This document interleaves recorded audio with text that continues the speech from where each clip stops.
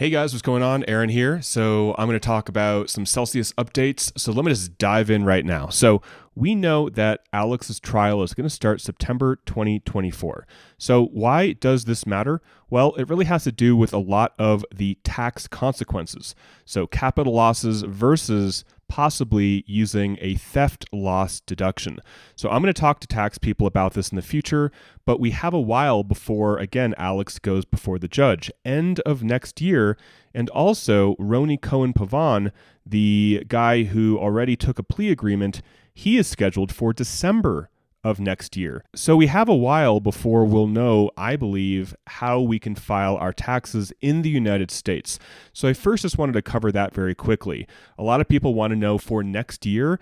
I will be talking on the station with tax professionals about this, but from my understanding, until we know and until, somebody is convicted, I don't know if Roni Cohen-Pavan's plea agreement, even though it is for things like fraud and manipulating a security and all sorts of things, I don't know if that's enough to take a theft loss deduction, which could be very beneficial for people in the United States. So I just wanted to cover that first. A lot of you guys have been asking me about taxes, and this is what I know right now about it. So really quick, I wanted to mention that if you are international, they are very much looking into how to distribute equity to you.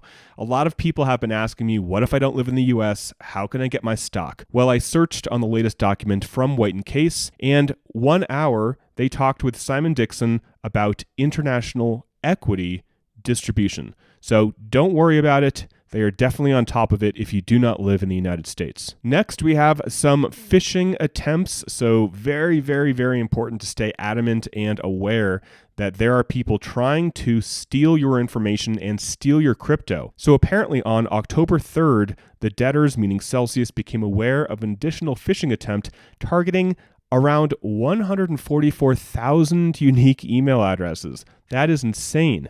And the email replies are coming from support@celsius.network, which is very, very confusing because this is the domain for Celsius. They say that the subject line looks something like ticket received, claim update, see your case for details, visit the URL, etc., etc. They say that even though these emails are from support@celsius.network, which is a genuine email domain associated with the debtors, the URL, which is refundcelsius.network in the subject line, does not lead to an authorized website of the debtors or any of the debtors' advisors. Remember that everything important will happen inside of your Celsius app on your phone.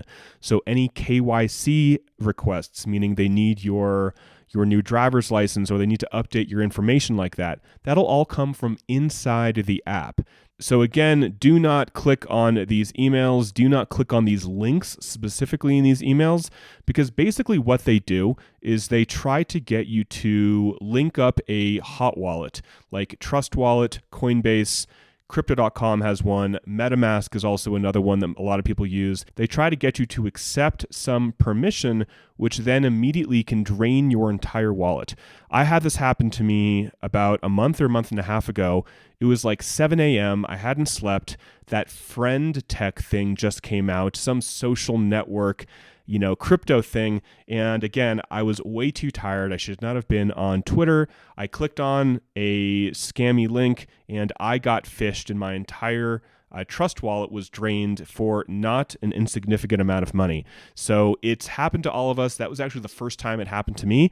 And man, it was embarrassing, and I don't really want to talk about it anymore, but it happens to people. So please be very cautious. Don't click anything on the links.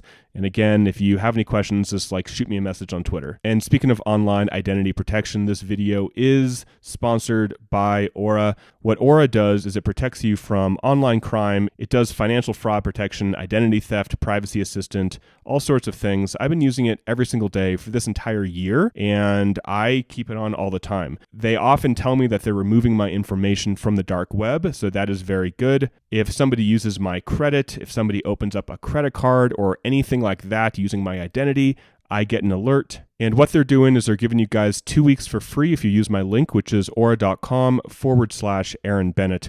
So I suggest giving it a try. Again, I keep it on all the time on my phone, and I always get notifications if there is something happening with my online identity. So I'll leave my link in the description to get 2 weeks for free, or you can scan the QR code on the screen. And finally, finishing the video. So there's a lot of talk still regarding CEL Token. So we have Otis Davis. He is trying to debunk one of the experts on CEL Token, Max Galka. He says that Mr. Galka's report said that Celsius manipulated the price of CEL, but it's completely contradictory to his own statements. So I'm not going to go through all of this, but ultimately, Otis is fighting, and he has been fighting for a while, for this 81-cent petition price CEL token. I personally am not really invested in this fight. I hope that whoever is correct wins, and if Otis wants to keep fighting this and other people want to keep fighting this, then I think that is their right. And finally, I just want to talk about, there is more and more talk on Twitter about people wanting to go to this orderly wind down. And right now, we don't really have a say in this, right? So we basically voted in favor of the plan, and it is the UCC's decision, as well as some of the ad hoc groups' decision, as well as the debtors, meaning Celsius's decision, from going from the NewCo plan, which would include the stock, this NewCo common stock, to the orderly wind down, which we would get more crypto that way, but we wouldn't get any stock. So we've been talking about this for a long time. I wish that there was a way to vote for the NewCo plan or for the orderly wind down, but there isn't, and there won't be, unfortunately. On Twitter, we have Crypto YOLO saying that Celsius Network's disclosure statement compares the orderly wind down to NewCo, but it's time to disclose the other two orderly wind down bids, which may have lower fees than the one we were presented to prior, which is BRIC, the BRIC, consortium, basically helping us wind down, which was very, very expensive. And what Tony says here has some weight.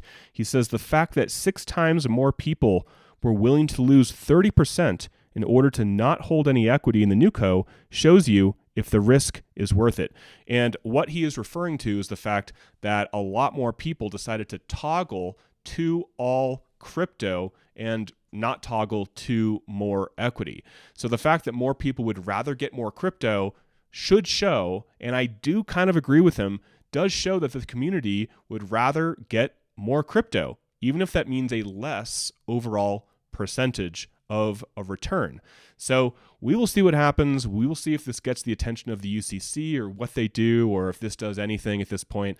Ultimately, I just want Chapter 11 to be done. I want people to get their crypto back. Even if that means we get stock, I think that'll be fine as well. This just needs to end, and that is my goal. All right, guys, thanks for watching. Again, Aura is the sponsor of the video. You can use the link below to get 2 weeks for free, and that's something that I use. I suggest you pick it up as well and give it a try. All right, talk to you guys soon, and bye for now.